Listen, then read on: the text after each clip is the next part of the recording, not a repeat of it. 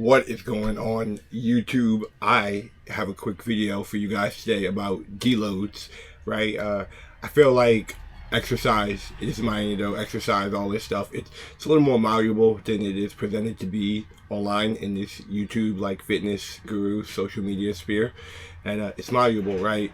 And so we don't have to follow these strict standards if they don't adhere to our life.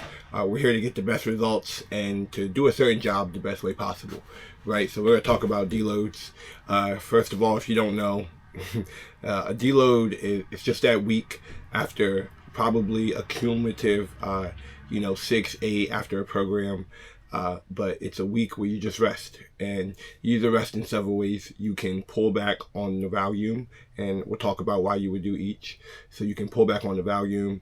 You could just stop exercising completely, just kind of stick to like active lifestyle, and that'll be like your recovery, active recovery. So walking, hiking, just doing like physical things, but not necessarily exercising. And then you can just like take the week off completely, right? So each one serves a different goal. If we go back to the top, the first one is reducing volume, right? So maybe you are having trouble staying in the gym and you don't want to take a week off completely and get distracted. So in that case, your deload after 6, 8 weeks of hard exercise can just be reducing the volume. You can pull it back anywhere from 30 to 50% is a good general rule of thumb.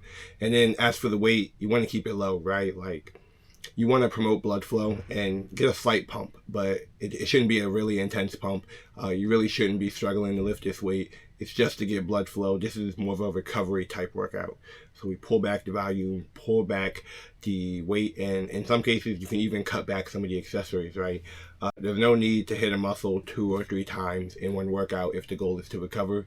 It's just to hit it once really good, once or twice maybe, and get some good blood flow.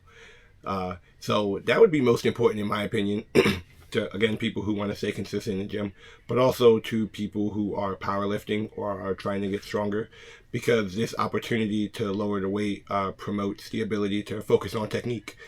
We know technique kind of falls apart the heavier the weights get because you're struggling, and when you're struggling, you're not concentrating on technique. So while the weight is light and you aren't struggling, you can focus on your form. You can make these minor variations and really feel them out. So this is another opportunity for reason to stay in the gym for your deload week. Pull back that volume, practice the technique, and really nail things down for powerlifters, or if you just want to work on things in general, or if you feel you need to. So the next one is more of an active recovery lifestyle. This one is for someone to kind of chill. They know they're going to be in the gym, and maybe they don't want to waste the gas. Maybe they have a problem pulling back on the intensity when they're in the gym, or just don't want to. They feel like it's a wasted experience. I've had this feeling in the past where I want to work out, right? And I know I'm supposed to pull back and recover. So it's kind of a bummer to be in the gym and to feel the vibe, but not be able to do you. And part of that is being more responsible in handling that and pulling back on the volume like you're supposed to. And some of that is just real. It's not always necessary, right? If you're in a hypertrophy phase, as long as your form is good, you don't need that top tier pristine form that a power lifter would be looking for to help them lift the most weight. So if you're just doing hypertrophy, even if you're just trying to cut back on weight, this could be a good option. As long as you're staying active, you're promoting blood flow all around your body, then the blood is shuttling nutrients, and so you're going to recover. You don't necessarily have to be in the gym. This one can be a little more useful for really pulling back on fatigue even more, right? Yes, method A, where you stay in and reduce volume, is good and helpful, but if you're not lifting weights, if you're not doing these strenuous isolation or compound exercises, then you're really not incurring that kind of serious fatigue, especially since you're used to exercise. The normal lifestyle is easier, so you are able to pull back on fatigue, recover even more if you kind of choose that active lifestyle pursuit. And then the last one is, this would be more important if someone kind of realized they had an injury and wanted to kind of just pull off the gas a little bit and just recover. Injury prevention and recovery is the major thing, because you never want to drive an injury to the point where it is irreplaceable. Irreparable harm is done. So if this person is injured, you're feeling a strain, maybe you just decide, I just want to rest completely, at least for a couple of days, take that time off and focus on recovery. So taking the gym off completely can be useful for that. If you feel like the gym has been a drag lately and you kind of need to reinvigorate that mental fire within you, then again, this can be an option, just pulling back completely, right? The heart misses, we miss what we can't have. And so if you're not going to the gym, if you really love it in your heart, eventually you'll get that fire back and you'll be really invigorated to go. And so those are like the three main methods, or how you would deload, and then some reasoning as to why behind it. So what inspired me to make this video now is I just recently got done deloading, right? And I did a little bit longer of a deload. I did 10 days. Normally I do 7 days, depending on my goals. Like when I was trying to push my bench numbers a little higher. Hold on, I have to clip this. Let me get a sip. So when I was trying to push my bench to that 315 goal, it really wouldn't have been pertinent for me to take the days off. So I learned that lesson, right? I took the days off, and then when I came back to try to hit the max, everything felt funny. I'm like, that's why you would use that deload, right? So that's why I'm making this video, right? Because if you're trying to get stronger, you don't necessarily want to take that time off. You want to kind of just pull back on recovery as much as possible, but emphasize technique so that when you come back to the gym, it doesn't feel as wonky as if you took that week off. And so you can really be ready to hit those PRs. Trying to hit a PR, don't pull back completely.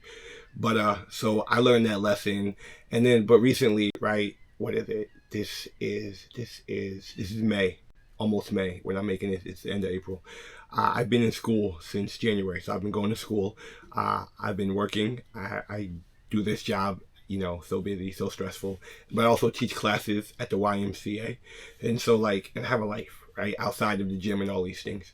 And so the point of a deload is to pull back on fatigue. But fatigue, you have to remember, fatigue is not just a result of the gym. Fatigue can be from your lifestyle, so what you're doing. My job is a slight manual labor on some days, so I am moving heavy stuff, so keep that in mind. Those are like mini workouts. Or it can be stress from school, or just normal life stress. And so when you're trying to deload, keep in mind, I want to not be stressed to kind of, cortisol prevents, cortisol is stress hormone, prevents as much recovery as possible.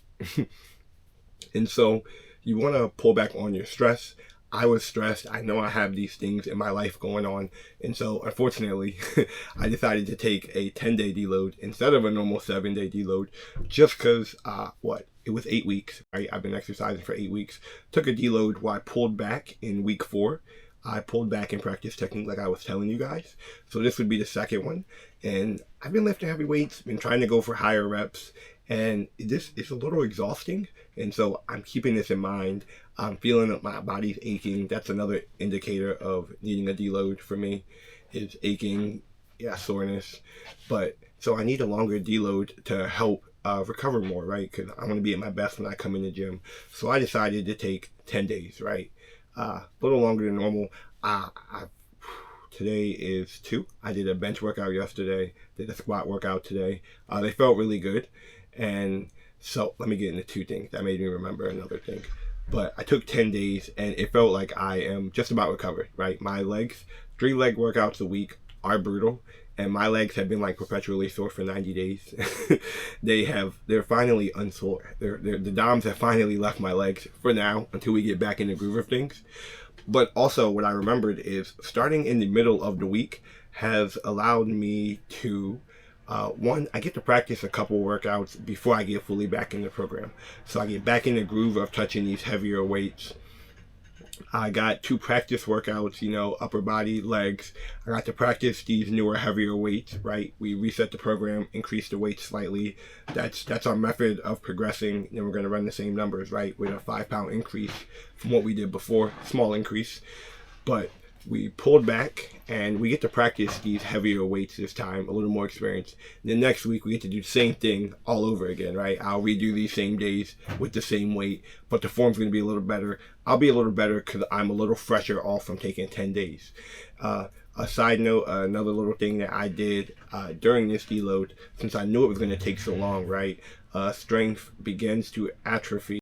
Research shows, not me. Around, 14 days, 2 to 3 weeks of inactivity, right? And so 10 days is pretty close to that line. I'm pretty neurotic. So for most of the week, I did like a slight cardio workout teaching. I did a little body weight workout in the middle of the week, so around day 4. And then around day, let's say 5 or 6, I did really short workout. It was about 30 minutes long. And all I did was just work up to, what did I do? I worked up to a heavy single. I do not think I went to a max. I don't feel like looking at the numbers, but I worked up to a heavy single on the squat and the bench. Did both of them. Those are the only 2 exercises. You know, I figured upper body, lower body. I do chin-ups at home, just active recovery. So I did that just to kind of preserve the strength. That's right. I only went to about 90%. I didn't go all out because I was tired. I could not. But I went as high as I could, about high 89, 90% of my max, just to kind of, it helped. To me, it felt like it helped me preserve my strength, even if it was just a slight exertion, a slight feel, touch of that weight.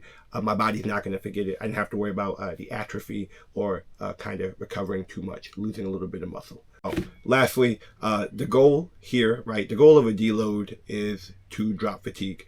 And that's kind of what I wanted to get across. We're just trying to drop fatigue for however, and it's pretty malleable as long as we fit within these guidelines, right? We're not recovering for too long.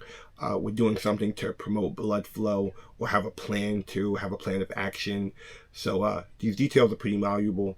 I don't feel like this is presented online, so I just wanted to share it with you guys and like the video. Thanks for watching.